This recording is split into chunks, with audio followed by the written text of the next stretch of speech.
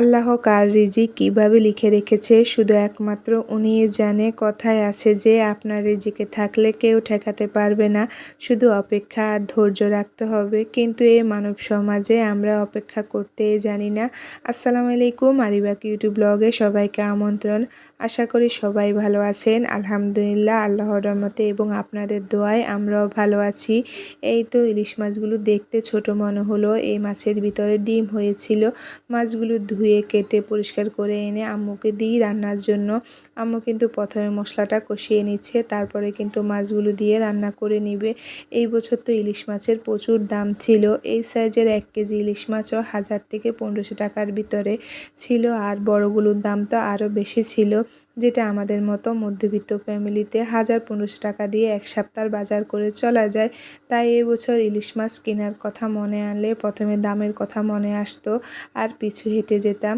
যাই হোক, অপেক্ষা থাকলে আসলে বলে না যে মিষ্টি মিলে, ঠিক তেমনই এই তো শেষ পর্যায়ে এসে কিন্তু ইলিশ মাছটা খেতে পারবো, এটা কল্পনাও করিনি। সবসময় হয়তো মনে হতো এই বছর বুঝি ইলিশ মাছটা খেতে পারবো না, কিন্তু এই তো শেষ পর্যায়ে এসে এখন ইলিশ মাছটা কিনা হয়েছে আর খাওয়া হবে।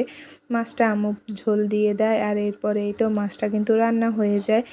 আর আজকে আরিবার স্কুলটাও বন্ধ ছিল, তাই সকালবেলা তাড়াহুড়ো ছিল না, আস্তে ধীরে রান্নাটা বসিয়ে দেয়। এরপরে এই তো এখানে ভর্তা করবে বলতেছে আম্মু, তাই ভর্তার জন্য সিম, আলু এগুলো ভেজে নিচ্ছে, মাছও ভেজে নিচ্ছিল। অনেক দিন হয়েছে ভর্তা খাওয়া হয় নাই। তারপরে এই তো বাজার থেকে মাছ নিয়ে চলে আসে আব্বু। এই মাছগুলো খেতে কিন্তু বেশ মজা লাগে। কার কার লইট্টা মাছ খেতে পছন্দ কমেন্টে কিন্তু জানাবেন। আমাদের তো বেশ পছন্দ, এই লইট্টা মাছটা খেতে ভালো লাগে। আসলে এই মাছটা যেমন কাটতে সুবিধা হয়, তেমন কিন্তু খেতেও কোনো অসুবিধা হয় না, কাটা বাছার কোনো ঝামেলা থাকে না। আর আজকের মাছগুলো একদমই তাজা ছিল আর অনেকটাই বড় বড় ছিল।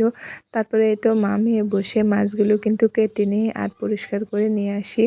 এরপরে ঘরে এসে দেখি যে আমার ছোট বোনে একটা জামা সেলাই করতেছে। আসলে অনেক দিন হয়েছে তার একটা জামা কেটে রেখেছিল সময়ের জন্য, আবার মাঝখান দিয়ে একটু অসুস্থ ছিল, তাই সেলাই করতে পারেনি। আজকে এই তো দেখি যে বসেছে জামাটা নিয়ে সেলাই করতে।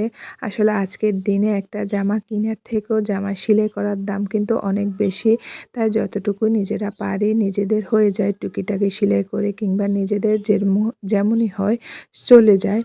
তারপরে দেখি যে আম্মু সুপারি নিয়ে এসেছিল। আসলে এখন তো সুপারির সিজন, কিন্তু এই সিজনে দেখবেন যারা পান খায় তারা সুপারির সিজনে সুপারিগুলো সংরক্ষণ করে রাখে। ঠিক তেমনই আম্মু আজকে সুপারি কিনে এনেছিল সংরক্ষণ করার জন্য। সাথে আমার মেয়েটাও দেখেন দুষ্টুমি করতেছিল। পরে আমি চলে যাই সরিষা ধুয়ে নিয়ে আসতে। আসলে আমার আম্মু সবসময় এরকম করে, আমরা যদি সরিষা কিনে নিয়ে আসি তখন সবগুলো সরিষা একসাথে ধুয়ে রোদে দিয়ে দেয় আর তখন শুকিয়ে মচমচে করে নেয়। তারপরে ভাটতে আর কিংবা ব্লেন্ডার করতে কোনো অসুবিধা হয় না, ধোয়ারও কোনো ঝামেলা থাকে না। এভাবে নিয়ে কিন্তু বেটে রান্নায় ব্যবহার করা যায়। এরপর আমার ছোট মেয়েটাকে একটা ছড়া শিখাচ্ছিলাম আমি। কে দিয়েছে